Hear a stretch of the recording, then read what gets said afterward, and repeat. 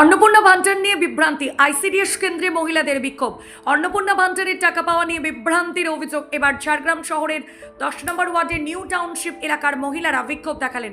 অভিযোগ, new township ICDS কেন্দ্রে দিদিমণি মহিলাদের জানিয়েছেন তাদের কারো অ্যাকাউন্টে অন্নপূর্ণা ভান্ডারের টাকা যাবে না। এই খবর চুরি পড়তেই ক্ষোভ তৈরি হয় মহিলাদের মধ্যে।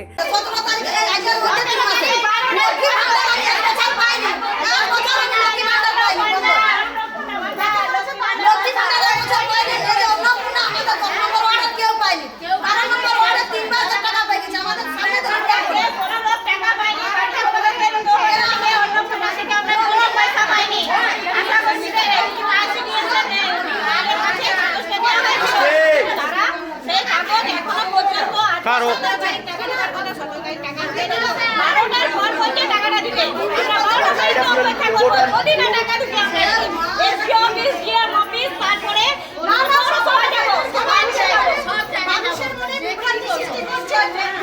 কে কে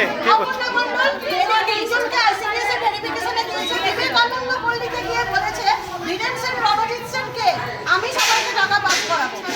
এখানে একজন আছে, তার শাশুড়ি আছে, তাদের সাথে পারিবারিক সম্পর্ক তবলা নাচরা বলে তাকে বলছে যে তোমার শাশুড়ি সারা জীবন আমাকে জানিয়েছে, এখন তুমি চালাচ্ছ, তুমি টাকা পাবে না। ওকে টাকা না পাবে। কে বলছে এই কথাগুলো? এই অপর্ণা মণ্ডল আইসিডিএস কর্মী। আইসিডিএস করুন। হ্যাঁ, এই যে ওকে এখানে বলছে আমি না পাস করালে তোমরা কেউ টাকা পাবে না। আমাদের অবজেকশন ছিল। আপনার? আমার নাম রীতা সেনাপতি। এখানে এসেছিলাম সকালে 8টার সময় আসতে বলেছিল, আমি এসেছিলাম, কিন্তু তখন আমি বললাম যে দিদি আমার পৌরসভার লিস্টে নাম আছে, তখন বলছে ওগুলো হচ্ছে ভুয়ো লিস্ট, যা করবো আমি করবো, আমি না এখান থেকে ইয়ে করলে তোমরা টাকা কেউ পাবে না। কিসের টাকা? অন্নপূর্ণার টাকা। আর কে বলেছে আপনাকে?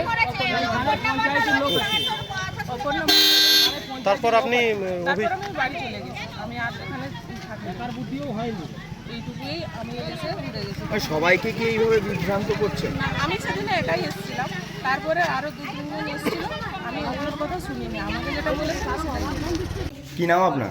কবিতা অধিকারী। আজকে কি কারণে এখানে আমি শুনছিলাম যে এখানে এন্ট্রি হচ্ছে, যারা অনলাইনে ফিল আপ করেছে সেই কাগজ নিয়ে আসছিল, তখন আমাকে বললো যে তোমার শাশুড়ির নাম দিয়েছ, বলি না, তোমার শাশুড়ি পেনশন পায়, তোমরা পাবে না। তা আমার শাশুড়ি যদি পেনশন পায়, আমাদেরকে শাশুড়ি দেয় বলে আমরা খাই। হ্যাঁ, কে বলেছে? অপর্ণা পাত্র মণ্ডল। উনি কি করেন? উনি এই যে আইসিসি করে, তা আমাকে ঘুরিয়ে দিল। এরকম কতজনকে ঘুরিয়ে দিয়েছেন? আমি কি করে জানবো? বহুজনকে ঘুরিয়ে দিয়েছে। কি নাম আপনার? আর কবিতা অধিকারী। এরপর তারা আইসিডিএস কেন্দ্রে জমায়েত হয়ে বিক্ষোভ দেখান। ঘটনার খবর পেয়ে সেখানে পৌঁছান বিজেপি টাউন সভাপতি এবং ঝাড়গ্রাম জেলার যুব সভাপতি। তাদের অভিযোগ, সরকার পরিবর্তন হয়ে গেলেও ওই আইসিডিএস কেন্দ্রের দিদিমণি এখনও পুরনো রাজনৈতিক মানসিকতা নিয়ে কাজ করছেন এবং সাধারণ মহিলাদের মধ্যেও বিভ্রান্তি ছড়াচ্ছেন। বিজেপি নেতৃত্বের দাবি, বর্তমান সরকারের মুখ্যমন্ত্রী স্পষ্টভাবে জানিয়েছেন অন্নপূর্ণা ভান্ডার প্রকল্পের আওতায় যারা পাওয়ার উপযুক্ত তাদের প্রত্যেকের অ্যাকাউন্টেই টাকা পৌঁছাবে। আজকে কি কারণে সবাই জমায়েত করেছে? আজকে ওরা টাকা, আজকে থেকে টাকা ঢোকানো কথা, এবার ওরা টাকা পায়নি, ওরা জমা দিয়েছে, কিন্তু টাকা পাওয়ার বা না পাওয়ার ব্যাপারে তো আমি দায়িত্ব নেই। আপনার বিরুদ্ধে অভিযোগ উঠছে যে আপনি বলেছেন পুরো 10 নম্বর ওয়ার্ডের একটাও মহিলা টাকা পাবে না এরকম করলে। হতে পারে নাকি মিথ্যাবাদ? বলছে পায়ে ধরতে হবে, এই অভিযোগ এসছে যে পায়ে ধরলে টাকা পাবে। মিথ্যাবাদ এগুলো, আমরা কেন বলার কি আছে? আমাদের যেটা আমাদের রুলে পড়ছে সেটা আমরা ছাড়ছি, আর যেটা হচ্ছে না সেটা আমরা একজনের শাশুড়ি মা পেনশন পেতেন, তাকেও আপনি বলেছেন যে তোমার হবে না। না, আমাদের সেরকম ইসে আছে যে আমার হবে না বলিনি। আমাদের নিয়ম হচ্ছে যে পেনশন যারা পাচ্ছে তাদের বাড়ির মেম্বারদের হবে না, যারা সিভিল পুলিশ কর্মচারী তাদের বাড়িতে হবে না, আইসিডিএস হবে না, আইসিডিএস মেয়েদের হবে না, তারপরে আশাদিদিরা হবে না, তারপরে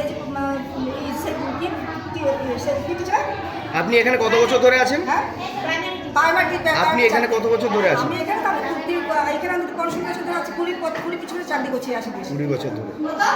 আমার যেটা নিয়ম সেটা আমি কাজ করি, আর কিছু না কে পাবে না সেটা ওদের ব্যাপার। আপনার নামটা আরেকবার বলুন। আমার নাম অপর্ণা মণ্ডল। তাই মহিলাদের বিভ্রান্ত হওয়ার কোনো কারণ নেই। বিষয়টি নিয়ে বিজেপির পক্ষ থেকে ঝাড়গ্রামের এসডিওর কাছে অভিযোগ জানানো হয়েছে বলে দাবি নেতৃত্বের। এখন অন্নপূর্ণা ভান্ডারের টাকা নিয়ে তৈরি হয় বিভ্রান্তির কিভাবে সমাধান হয় সেদিকে তাকিয়ে রয়েছেন 10 নম্বর ওয়ার্ডের মহিলারা।